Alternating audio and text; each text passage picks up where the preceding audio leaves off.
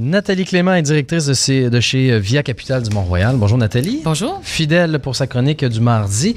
Et Nathalie, aujourd'hui, on va se pencher sur un article de La Presse qui a été publié, il y a presque une semaine, un peu plus d'une semaine, qui était assez intéressant sur les investissements à faire avant de mettre sa propriété en vente. Les investissements qui vont faire prendre la valeur à la propriété, parce qu'on peut se poser la question des fois, est-ce que ça vaut la peine d'investir tel et tel montant dans la maison? Est-ce que ça va vraiment aider la vente et surtout à faire augmenter la valeur de la maison? Il y avait plusieurs points dans l'article de la journaliste Nathalie Côté qui était intéressant. Moi, j'aimerais revenir sur certains qui sont peut-être pas toujours évidents. Entre autres, l'agrandissement. Est-ce que ça vaut la peine d'agrandir sa propriété?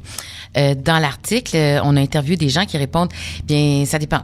Ça dépend, c'est une très bonne question, une très bonne réponse souvent, mais il faut analyser la chose. Si vous êtes en banlieue, par exemple, dans des endroits où il s'est construit des maisons, des monster houses dans les dernières années, des grandes maisons, et vous avez une maison qui date des années 50, qui a environ un bungalow ou un cottage, une maison à étage d'à peu près 2000 pieds carrés, puis vous voulez faire un agrandissement de 2 étages, rajouter 1500 pieds carrés à votre maison, vous êtes peut-être mieux de vendre cette propriété-là pour en acheter une déjà existante qui a la superficie qu'il vous faut.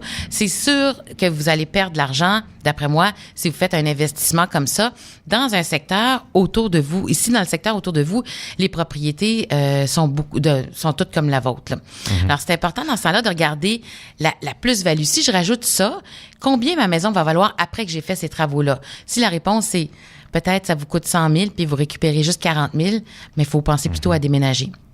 Et, par contre, là, on parle de banlieue, mais à Montréal, dans un quartier comme Rosemont, Plateau, Annecy, même à la limite, ça peut peut-être valoir davantage la peine. Bien sûr. Parce que la propriété va prendre beaucoup plus de valeur que sur la Bien sûr, je faisais référence à ce que disait l'article de la presse, mais oui, on a même fait une émission là-dessus, je pense à l'automne dernier ici, on en a parlé, les agrandissements que les gens font actuellement, transforment des bungalows en maisons à étage, rajoutent un étage, rajoutent des mezzanines, ouvrent.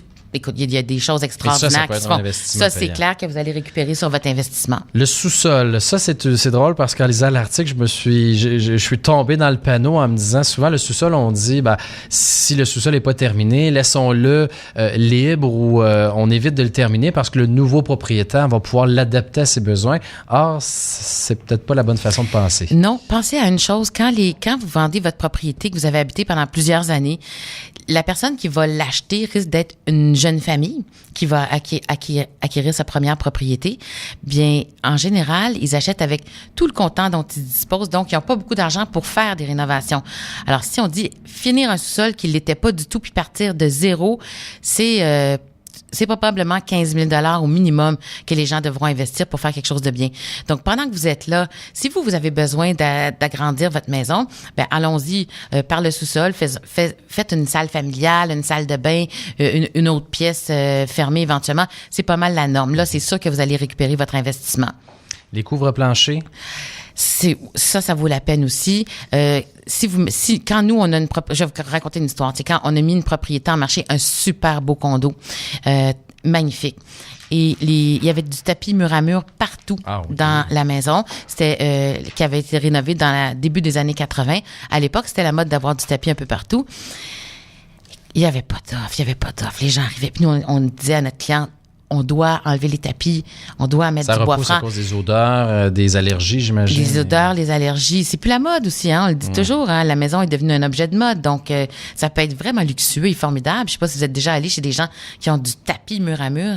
C'est quand même quelque chose d'intéressant, mais les gens veulent plus ça, d'accord?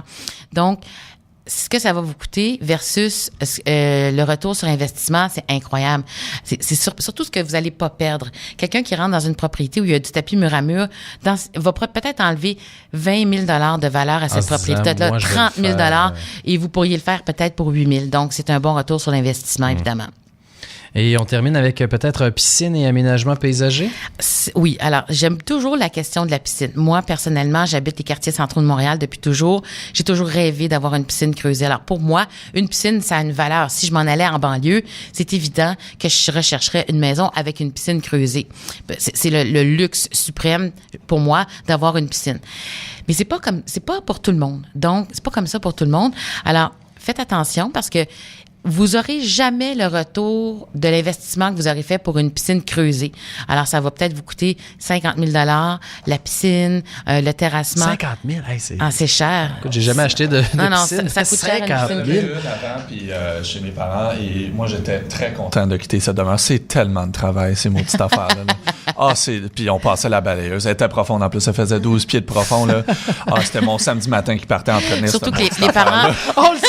Il y a encore de la rancune, là. Sérieusement, là. Puis elle était pas si chauffée que ça. Surtout que les parents, en général, ils donnent ça en sous-traitance à leurs enfants, le nettoyage de la piscine. Non remboursé. C'est un stage impayé, disons. Un stage impayé.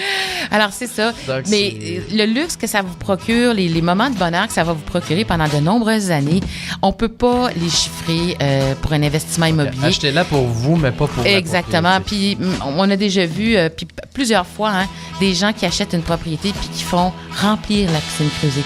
Ils la veulent absolument pas. Moi, ça me crève le cœur, mais cher, que voulez-vous, c'est ça. Mais sérieusement, si on parle de retour sur investissement, pensez peut-être à un maximum, un 20 % de retour sur investissement, mais tout le plaisir que vous aurez eu. Merci, Nathalie.